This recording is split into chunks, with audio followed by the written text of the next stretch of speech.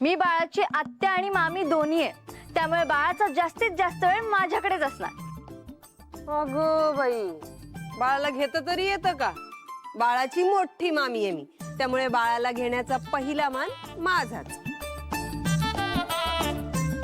ओ मोठ्या मामी, मी बाळाची आत्या आहे. मला बाळ सांभाळता येतं बरं का. सिद्धूला लहानपणी मीच सांभाळलंय. सांभाळलं की पाडलंय? हा,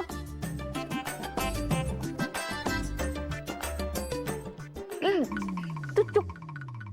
अरे अरे अरे कशाला भांडताय तुम्ही इतके?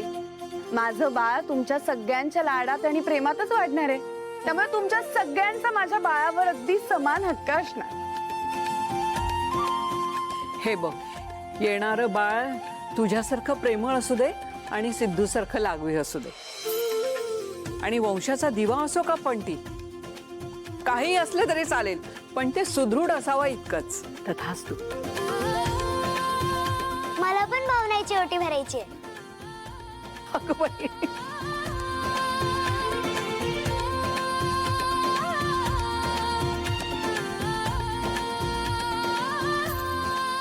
छान छान. चला, झालं का सगळ्यांचं? आता सगळ्यांनी मस्त खेळ खेळायचा आहे.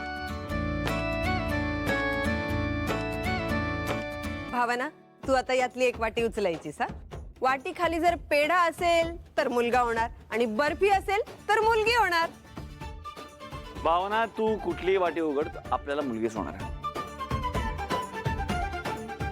भावना, ती उजवीकडची वाटी उचल.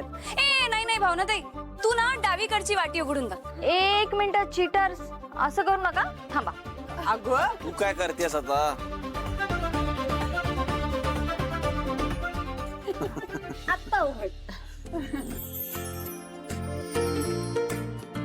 उघडू नक्की. हो हो, उघड.